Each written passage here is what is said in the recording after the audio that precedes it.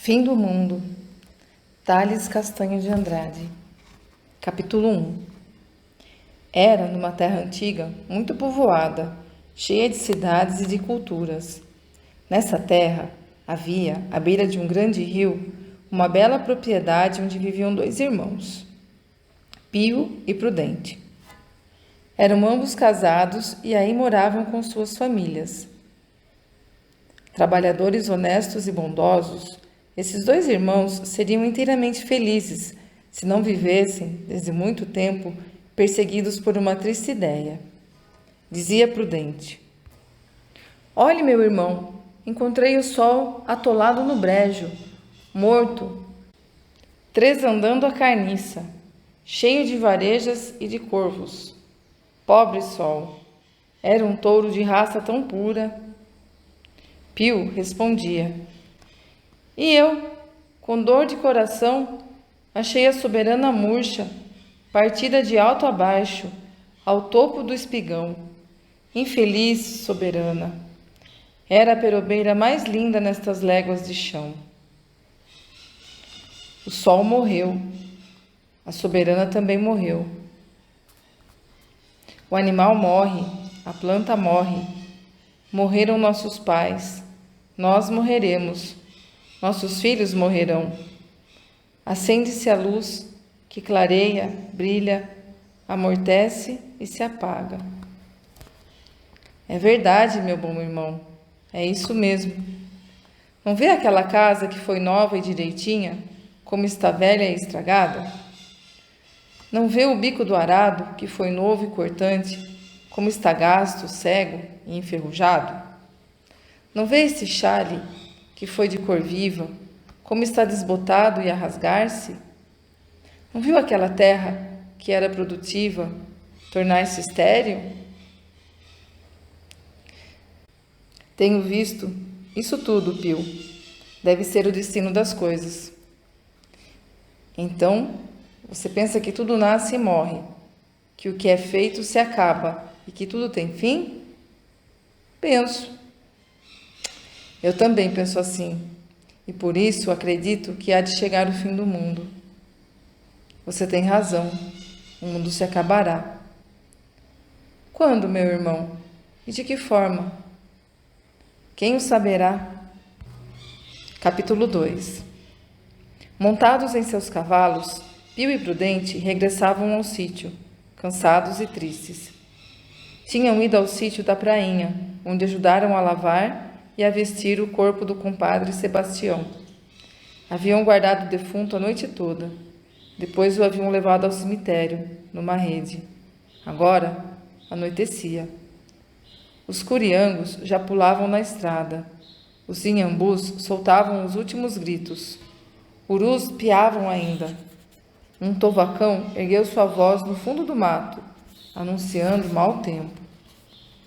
Iam os cavaleiros em silêncio, ao trote dos animais, sem olhos e sem ouvidos para o que os rodeava naquela tarde cheia de poesia. Mas, de repente, ao saírem numa clareira da mata, Pio deu um grito de espanto. Prudente ficou todo arrepiado de susto. Que teria acontecido? Haveria o irmão percebido algum animal selvagem? Ou teria visto algum malfeitor em atitude agressiva? Nada disso. É que no céu, já escuro, resplandecia uma enorme estrela de cauda. Que visão extraordinária! Tímidos e supersticiosos, os dois irmãos fizeram o sinal da cruz e esporearam os animais, partindo em desabrido galope para casa. Os animais chegaram cobertos de suor. Pio e Prudente foram direto ao pote para cortar o susto com uma boa cuia de água fria. "Vocês viram?" perguntou um deles à mulher. "Vimos sim", respondeu a família inteira ali reunida. "Pai do céu, Ave Maria, que será de nós?" "Estrelona de rabo", disse Zequinha. "Cale a boca, menino. Não fale assim", ordenou a mãe nervosamente. "Vamos rezar?" convidou Pio. "É bom", concordaram todos. "É nossa primeira obrigação." Diante do oratório da sala, com toda a devoção, cheios de respeito e fé, oraram por muito tempo. Depois, tranquilizados, puseram-se a comentar o aparecimento da esquisita estrela. Para mim, falou Prudente, isso é um sinal. Sinal de quê, mano? Do fim do mundo. Ao ouvir essa afirmação, Zequinha começou a chorar. Deixe de medo, menino.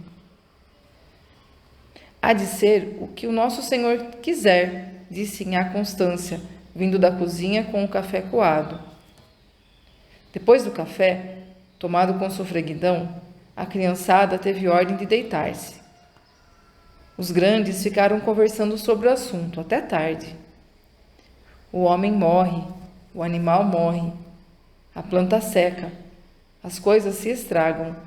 Tudo tem fim, concluiu Prudente. Acho que o mundo também vai se acabar. E não sai da minha cabeça que é desta vez, disse Pio. Então, amanhã, vamos todos para a vila. Pois vamos. Tomada essa decisão, ambos se recolheram. Capítulo 3.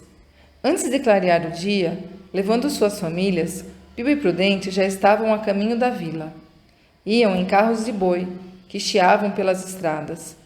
No sítio, para tratar dos animais e tomar conta da casa, só ficava o cara suja, um indivíduo esquisitão, verdadeiro bicho do mato, que não ia à vila por nada desse mundo.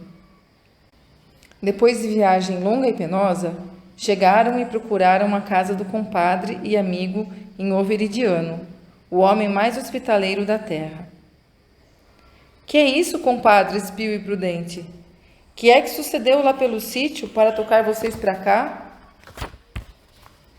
Foi a tal estrelona de rabo, padrinho, respondeu ligeiro o Zequinha, pegando a mão de Veridiano para tomar-lhe a bênção. Esse menino é muito falador, exclamou a mãe, censurando-o. Veridiano riu-se alegremente. Então vocês fizeram viagem tão longa só por causa do cometa? Todos se entreolharam.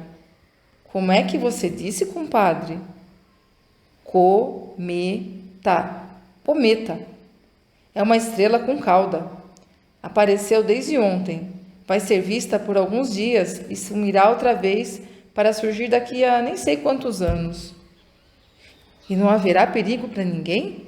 Nenhum. E o povo não ficou com medo? Ficou sim. Foi um alvoroço na vila. Pensaram que era um sinal de Deus ou do inferno. Julgavam que tivesse chegado o fim do mundo. Estão ouvindo? Perguntou Pio, erguendo a cabeça e olhando com superioridade para a mulher e os filhos. Eu tinha razão de imaginar que fosse o fim do mundo. Vejam que não é só caipira que tem medo. Veridiano riu-se novamente e pôs-se a auxiliar o desembarque de todos, muito festejados pela comadre Dona Mariquinha, que chegava no momento. Dentro de casa, na hora do café, o Pio deu por falta do filho e chamou por ele gritando: Ó, Zequinha! Prudente não enxergou a filha e, em altas vozes, também chamou: Ó, Olívia! Os dois priminhos estavam na esquina. É que o menino, de passagem, vira uma vitrina repleta de coisas bonitas. E logo que pôde, convidou a prima para lá irem juntos. Devem estar vendo a exposição de brinquedos, explicou o compadre Veridiano. Então, de novo tranquilos, os compadres e as comadres desabafaram a velha saudade, conversando a valer. Capítulo 4. Prosa vai e prosa vem. Começaram a falar na estrela de cauda. É o cometa Biela, explicou Veridiano. É uma grande bola de fogo que caminha pelo espaço, passando entre os mundos, girando ao redor do Sol. Muita gente pensou que desta vez, errando um pouquinho o caminho, o cometa batesse na Terra com tanta força que os dois se espatifassem, ficando tudo reduzido a um montão de cacos. Seria uma grande desgraça, exclamou Pio. Mas, compadre, de um jeito ou de outro, o mundo se acabará, não acha? Quem é que sabe? Pois, desde que me conheço por gente, sempre ouvi contar por minha defunta avó e por meus falecidos pais que Deus, amolado com o pecado dos homens, quis acabar o mundo por meio da água. Foi o dilúvio, não é isso? Justamente. Até, se quiserem, vamos ler a história do dilúvio, na história sagrada. Leia, compadre. Viridiano foi buscar o livro. Ao começar a leitura, Zequinha e Olívia voltavam. Também se puseram atentos a ouvir. Então disse Deus a Noé: Faze para ti uma arca de madeira, com compartimentos, e a betumarás por dentro e por fora, que seja de 300 côvados o seu comprimento, de 50 a sua largura e de 30 a sua altura. Farás na arca uma janela, e a porta da arca porás ao seu lado. Far-lhes-ás andares baixos, segundos e terceiros. Porque eis que eu trago um dilúvio de água sobre a terra, para desfazer toda a carne em que há espírito de vida debaixo dos céus. Tudo o que há na terra expirará. Entrarás na arca tu e os teus filhos, e tua mulher, e as mulheres de teus filhos contigo. E de tudo que vive, de cada espécie, meterás casais na arca, para os conservar vivos contigo. Isso que seja das aves, das bestas e dos répteis. E toma para ti de toda a comida que se come, e ajunta para ti, e te será para mantimento e para eles. Assim fez Noé.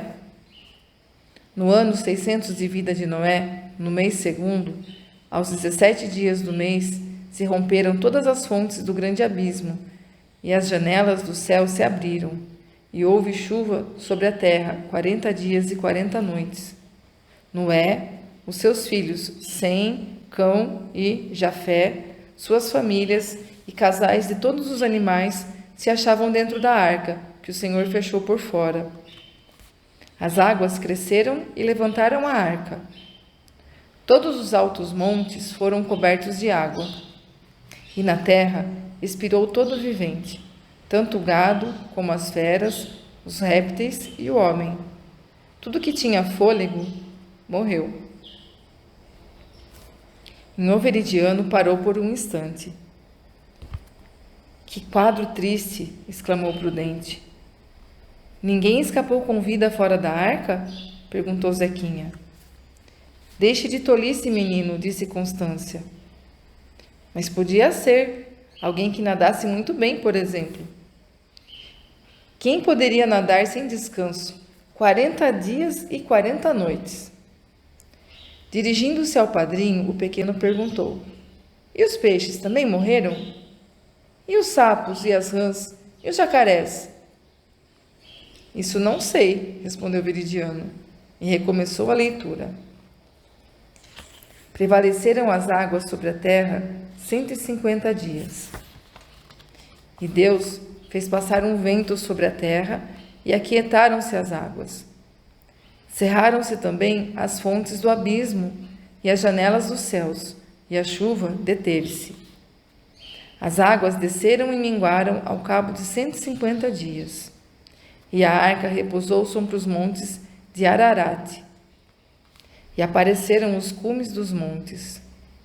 Noé abriu a janela da arca e soltou um corvo, que saiu, indo e voltando, enquanto as águas secavam de sobre a terra. Depois soltou uma pomba, e ela não achou repouso para a planta do seu pé, e voltou à arca. Depois de 7 dias, tornou a soltar a pomba, e ela voltou à arca de tarde, com uma folha de oliveira no bico. Depois de outros 7 dias, a pomba solta não mais voltou. Noé tirou a coberta da arca e olhou, e eis que a face da terra estava enxuta. Deus disse a Noé: Sai da arca, tu, tua mulher, teus filhos e as mulheres de teus filhos. Traze para fora todos os animais. E assim fez Noé. Edificou um altar ao Senhor e ofereceu holocausto sobre esse altar. Disse Deus: não haverá mais dilúvio para destruir a terra. Em sinal dessa promessa, ponho nas nuvens um grande arco, sempre que chover. É o arco da velha? Perguntou Zequinha. Sim, confirmou o Veridiano. É o arco da velha, arco-íris ou arco da aliança. E o que aconteceu depois? Perguntaram os ouvintes. Depois, a vida na terra recomeçou. Formaram-se de novo as cidades e as plantações. Capítulo 5. Quando a leitura terminava, bateram à porta. Zequinha foi ver quem era. Boa tarde, menino. Faça o favor de dizer lá dentro que o Honoratinho veio dar uma prosa. Logo que o pequeno deu o recado, Veridiano levantou-se satisfeito e correu para receber o visitante. Como vai, professor? Foi bom o senhor chegar agora. Estava ansioso para ouvir a sua opinião sobre a estrela de cauda. Entre, professor. A casa é sua. O senhor não é de cerimônia. Veridiano apresentou os compadres ao visitante. São meus bons compadres, Pio e Prudente. É o professor Honorato, distinto amigo de todos nesta terra. É ele quem nos alegra com as lindas músicas que compõe e ensina. É ele quem dá remédios à pobreza. É ele quem ensina tanta coisa útil às crianças e até a nós, os velhos. Sentaram-se todos. Então, o fim do mundo ficou para outra vez, hein, amigo Veridiano? Disse o professor. Pois é, não foi desta vez. Mas de certo será de outra, exclamou Pio. O mundo já acabou uma vez com a água, agora será com o fogo. Não acredite nisso, meu amigo, disse o professor. Então o senhor não é da sua opinião? Não, não sou. Os sábios têm se dedicado a estudos procurando imaginar qual deva ser o fim do mundo em que vivemos, da Terra. E já descobriram? De um modo perfeitamente exato, não. Alguns, como o grande Flammarion, pensam que a Terra nasceu e há de morrer. Como morrerá? Talvez de velhice. Quero dizer, pelo esgotamento dos seus elementos de vida, como a água e o ar. Sem água e sem ar, as plantas e os animais perecerão. Outros pensam que a Terra poderia ser destruída por um choque brutal com outro astro que o encontre pelo caminho. Supõe-se que isso tenha acontecido com outros mundos que se partiram em pedacinhos. Esses pedaços ficam pelo espaço, caindo às vezes aqui na Terra. São chamados meteóritos ou aerólitos, que quer dizer pedra do ar. Tudo isso pode suceder, mas o mais provável é que a vida na Terra venha terminar não pelo fogo, mas pelo frio. O frio é que acabará por extinguir a vida. Todos ouviram com a maior atenção, muito admirados por aquelas palavras. Zequinha e Olívia sentiram como um arrepio, ouvindo falar no tal frio da morte. Mas essa teoria tem fundamento? Perguntou Veridiano, passando a mão pelas barbas. É a teoria mais razoável. O sol é que dá calor à terra. Fiquem sabendo que ele, a pouco e pouco, há de extinguir-se, como uma luz que se apaga. Essa grande brasa das alturas já apresenta manchas. Compreendem? O sol é a vida da terra. Quando esse astro se extinguir, a terra se cobrirá de uma capa de gelo. As plantas e os animais morrerão. Mas isso será logo? Perguntou Prudente. O professor riu-se com a pergunta. Daqui a alguns milhões de anos, meu amigo. Ah, nesse caso haverá tempo para tomarmos um cafezinho, gracejou Veridiano, e passaram todos para a sala de jantar. Capítulo 6. No dia seguinte, pela madrugada, Pio e Prudente, com suas famílias, regressaram ao sítio onde moravam. Lá chegando, encontraram tudo em ordem. O cara suja não se descuidara de nada. As coisas voltaram à vida do costume. O cometa foi apenas uma linda estrela esquisita que eles contemplaram enquanto brilhou no céu. Agora riam-se, lembrando o susto que haviam tido. Pouco e pouco, o assunto caiu no esquecimento. Ninguém mais falava no fim do mundo. O tempo correu. Dias, meses, 2, 3 anos. Certo dia, Zequinha estava colhendo cipós no mato, quando ouviu um tiro do lado do rio. Deixou o serviço e, curiosamente, encaminhou-se para o lado de onde ouvira o estampido. Prático em atravessar o mato, num instante chegou à beira d'água. Aí encontrou alguns homens que armavam as suas barracas. Sem temer, Zequinha aproximou-se desses homens, cumprimentando-os amavelmente. Bom dia! Olhem aí um rapazinho! Exclamou um dos homens, que parecia ser o chefe dos demais. Era um homem de meia idade, com longas barbas. Bom dia! Você é daqui? Mora aqui por perto? Sim, senhor. Nosso rancho regula só meia légua daqui. Quem é o dono desse lugar? Meu pai e meu tio, sim, senhor. Eles ficarão zangados por ficarmos aqui uns dias? Zangados por quê? Até vão gostar. Como é o seu nome? José dos Santos, seu criado. Pois obrigado, seu José. Mas me chamam de Zequinha. É um apelido. Pois também tenho apelido. Meu nome é Manuel, mas me chamam de Manequinho. Zequinha riu-se. Você achou graça do meu apelido?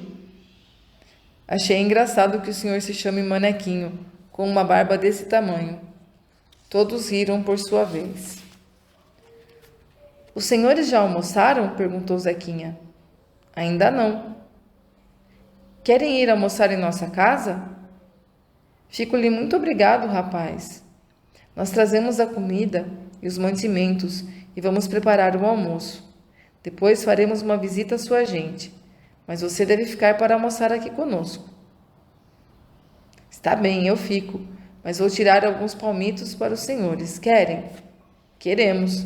É um bom alimento e iremos juntos. Pelo caminho, foram palestrando. Os senhores vieram pescar e caçar? Perguntou o menino. Ali para baixo, no poço fundo, há muito peixe, em qualquer tempo. Também, caça de pelo não falta nessa redondeza. Há de tudo: capivara, paca, queixada, cateto, cutia, até anta e às vezes onça. De pena, então, nem se fala, o mato está cheio. O velho de barbas ouvia com atenção. Olhe, Zequinha, não somos caçadores. Andamos pelo mato para conhecer bem a vida dos animais do nosso país e saber quais são os bons e os maus. Estudamos as plantas do mato para conhecer quais as melhores e descobrir todas as suas serventias. Você viu aquele moço que estava lidando com uma máquina de tirar retratos? Vi, sim, senhor. É um homem que estuda as plantas, é um botânico. Fura o mato, sobe montanhas e desce ao fundo das grotas, à procura de plantas que não sejam ainda conhecidas. E o cientista explicava cheio de paciência, como se desse uma aula ao rapazinho, porque é útil conhecer a vida dos animais e das plantas. Capítulo 7. Naquele mesmo dia, os cientistas foram visitar Pio e Prudente. Minutos depois que se conheciam, os visitantes e os donos do sítio já se tratavam como velhos amigos. No correr da conversa, veio o caso do cometa Biela, recordando o susto que ele havia pregado a muita gente, como a história do fim do mundo. E assim, tornaram a repetir as ideias do fim do mundo pela água, pelo fogo, pelo choque com outro astro, pelo esgotamento dos meios de vida e, afinal, pelo frio e pelo gelo. Todos ouviam. O senhor Manequinho sacudiu a cabeça, dando a sua última opinião. Olhem, meus amigos, o próprio homem é que vai dar cabo do mundo. Não compreendo, disse Pio. É o que lhe digo. Fique sabendo que os homens tudo estão fazendo para acabar com o mundo. Isso não pode ser, atalhou Prudente. O homem precisa do mundo para viver e deve fazer tudo para que ele não se acabe.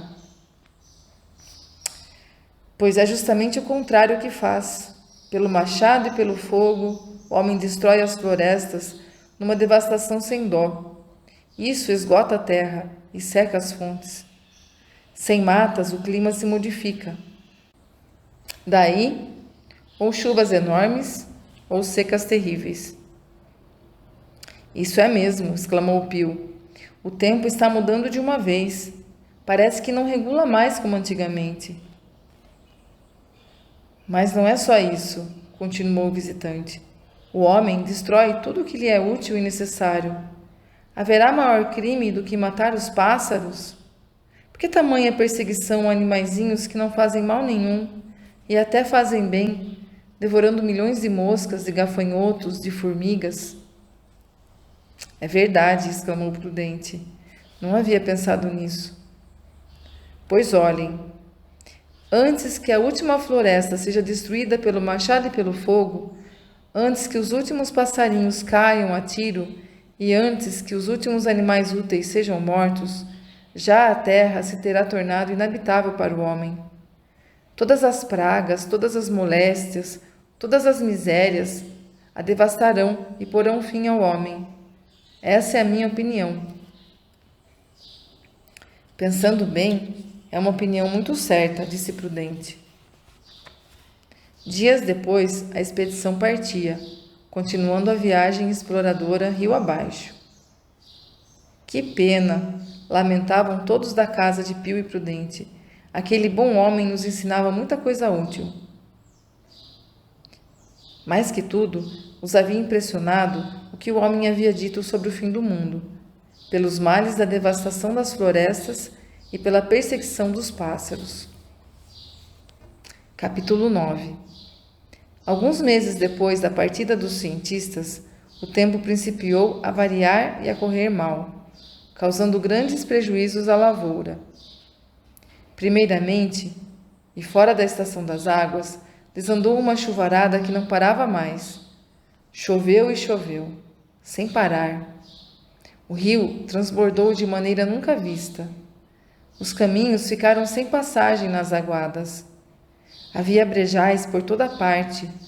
Um lamaçal medonho se estendia por toda parte.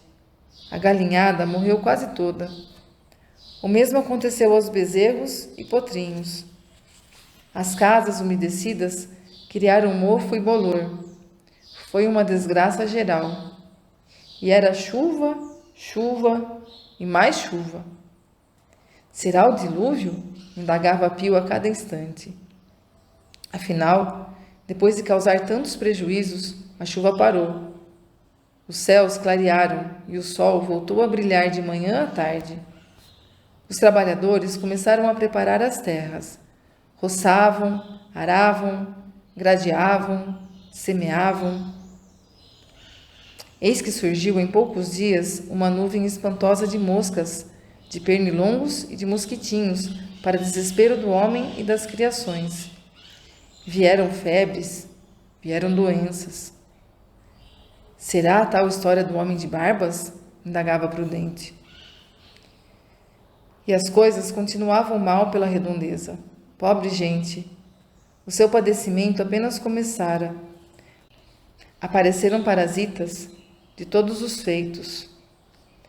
Primeiro foram os cupins, depois os carrapatos. Quando o gado esbarrava nas árvores, caíam da folhagem milhares desses bichinhos. As moscas bernes se atiraram ainda depois contra os bois e as vacas, porcos e cabras, burros e cavalos, cães e gatos, deixando-os cobertos de feridas. Insetos daninhos em número infinito estragavam as árvores das matas.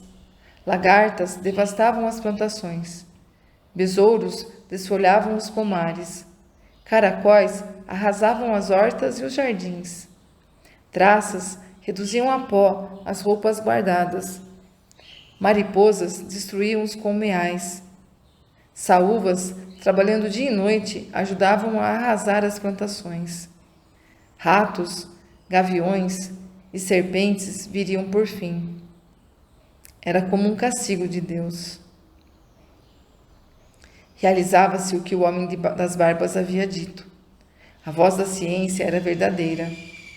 Pio e Prudente, magros, pálidos, tristes e acabrunhados, estavam convencidos que não havia mais salvação para ninguém. Mas dia menos dia, a fome, a fraqueza e as pestes fechariam o seu fúnebre cortejo de mortes, eliminando o último homem daquelas paragens. E é bem feito, dizia Prudente. A culpa é da gente, que em vez de destruir só os animais ruins, vive perseguindo os animais amigos da lavoura.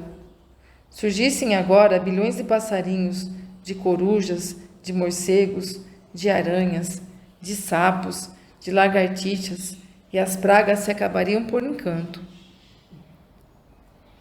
O próprio homem é quem deu cabo do mundo, falava Pio, repetindo as palavras que ouvira do seu visitante instruído. As desgraças que assolavam a propriedade dos dois irmãos recaíram por toda a parte. Nas cidades e aldeias, como nos campos, reinavam a angústia, a desolação, a miséria, a fome e a morte. Encheram-se os cemitérios. Os sobreviventes alimentavam-se do que encontravam, e isso novos males trazia. Pensando poder destruir pelo fogo os bichos que infestavam a terra, os homens incendiaram as pastagens, as capoeiras e as matas. Uma só queimada reduziu a cinzas extensões sem fim. E vieram os ventos danados, derrubando troncos, destelhando casas e erguendo nuvens de pó. Capítulo 9. No sítio, que era um só deserto, apenas restavam com vida 4 pessoas. Pio e Prudente, moribundos, e os primos Zequinha e Olívia, ainda com alguma força. À beira do rio, sob uma pedra, numa escavação do barranco, eles tinham resistido, alimentando-se de peixes. Uma canoa de peroba conservava-se amarrada àquele porto. Contemplando a embarcação, a cada passo, Pio e Prudente diziam aos filhos: "Vão-se embora. É a última esperança. Vocês são novos. Esse rio entra em outro rio maior. Esse outro vai desaguar em outro maior ainda, e o último sai no mar. Quem sabe se por outros lugares não é como por aqui? Pode ser.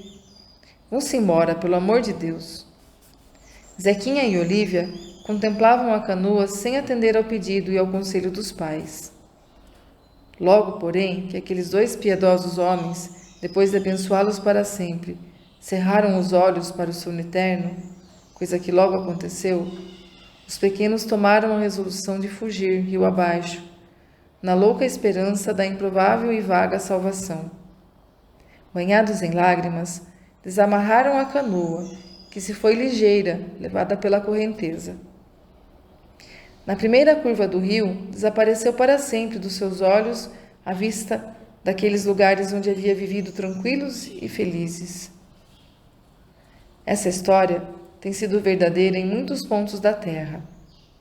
Regiões cobertas de mata e banhadas de águas puras têm se tornado os desertos. Populações outrora felizes têm sofrido com a sua imprevidência. O mundo terá um fim, conforme a vontade de Deus, mas por muitos lugares tem havido o fim da vida, pela ignorância ou pela maldade dos homens. É preciso proteger as matas, é preciso proteger os animais úteis. Por sua vez, eles nos protegem e nos garantem a vida. Fim do mundo. Flammarion. A terra nasceu, ela há de morrer. Morrerá, seja de velhice, quando seus elementos vitais estiverem gastos, seja pela extinção do sol, a cujos raios sua vida está suspensa. Ela poderia morrer também de um acidente, pelo choque de um corpo celeste que a encontrasse em sua trajetória. Mas esse fim do mundo é de todos o menos provável. Ela pode, dizemos, morrer de morte natural, pela absorção lenta de seus elementos vitais. Com efeito, é provável que as águas e o ar diminuam. Os oceanos, como a atmosfera, parecem ter sido outrora muito mais consideráveis do que em nossos dias. A crosta terrestre é penetrada pelas águas que se combinam quimicamente com as rochas. O oxigênio, o azote e o ácido carbônico que compõem a nossa atmosfera parecem sofrer também uma absorção lenta. O sábio pode prever, através da noite dos séculos vindouros, a época ainda muito remota em que a Terra, desprovida do vapor da água atmosférica que a protege contra o frio glacial do espaço, concentrando em redor dela os raios solares, como em uma estufa quente, se resfriará com o sono da morte. No cume das montanhas, o lençol de neves descerá sobre os planaltos e os vales, expulsando diante de si a vida e a civilização, e cobrindo para sempre as cidades e as nações que encontrarem sua passagem.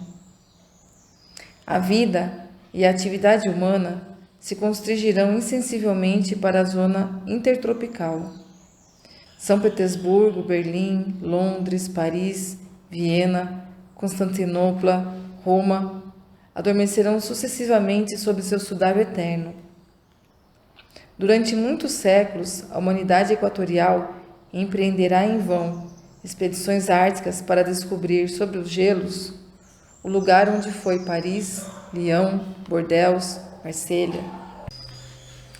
As praias dos mares terão mudado e a carta geográfica da Terra estará transformada. Não se viverá mais, não se respirará mais, senão na zona equatorial, até o dia em que a última tribo virá assentar-se, já morta de frio e de fome, sobre a praia do último mar, aos raios de um pálido sol, que não iluminará daí em diante neste mundo, mais que um túmulo ambulante, girando em torno de uma luz inútil e de um calor infecundo. Surpreendida pelo frio, a última família humana foi tocada pelo dedo da morte, e logo seus ossos serão sepultados sob o sudário dos gelos eternos. O historiador da natureza poderia escrever no futuro: aqui jaz a humanidade toda de um mundo que viveu. Aqui jazem todos os sonhos da ambição, todas as conquistas da glória guerreira, todos os negócios retumbantes da finança, todos os sistemas de uma ciência imperfeita e também todos os juramentos dos amores mortais. Aqui jazem todas as belezas da terra. Mas nenhuma pedra mortuária marcará o lugar em que o pobre planeta tiver dado o último suspiro. Mas quiçá a Terra viverá tão dilatado tempo para não morrer, senão com a extinção do Sol. Nossa sorte seria sempre a mesma. Na verdade, seria sempre a morte pelo frio. Somente ela seria retardada para mais longo termo, alguns milhões de anos no primeiro caso, 20, 30 ou talvez mais no segundo. Mas não é senão uma questão de tempo. A humanidade será transformada, física e moralmente, muito tempo antes de atingir seu apogeu, muito tempo antes de minguar. O Sol se extinguirá. Ele perde constantemente uma parte do seu calor, porque a energia que ele despende em sua irradiação é, por assim dizer, inimaginável. O calor emitido por esse astro faria ferver por hora 2,9 milhões de milímetros cúbicos de água na temperatura do gelo. Quase todo esse calor se perde no espaço. A quantidade que os planetas detêm na sua passagem e utilizam para a vida é insignificante relativamente à quantidade perdida.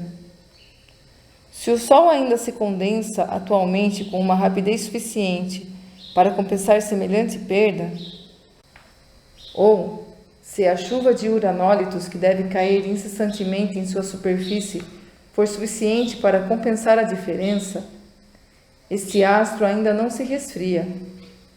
Mas, no caso contrário, seu período de resfriamento já está começado.